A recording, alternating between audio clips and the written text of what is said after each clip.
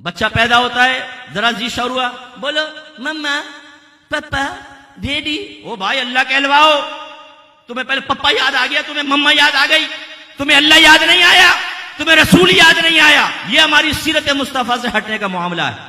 सबसे पहले लफ्ज अल्लाह निकलना चाहिए। जब पूरा जुमला कहे तो कहे ला इलाहा इल्लल्लाह बोलो बेटा।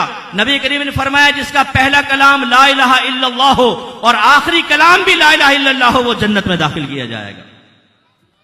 लेकिन सीरत मुस्तफा पे अमल करें तो बात है ना। बच्चों को गाने सिखाते हैं, बेटा गाने सुनाओ। अच्छा मामू को डांस करके बताओ जो तुम के दिखा रहे थे, वो बच्चा ठुमके लगाएगा। अब तो ये पीर साहब ठुमके लगा रहे हैं भाई, बच्चे क्या करें। वो नागन डांस कर रहे हैं, पीर साहब नागन बनी हुई है जमीन के ऊपर फैल रही है। इन डब्बे पीरों को उल्टा लिटा के इनके जूते लगाने चाहिए कम वक्तों के, जिन्होंने दीन को मजाक बना दिया है। हमारे अहले सुन्नत पे उंगलियां उठती हैं, हमें बुरा भला कहा जाता है कि तुम ये डांस करते हो।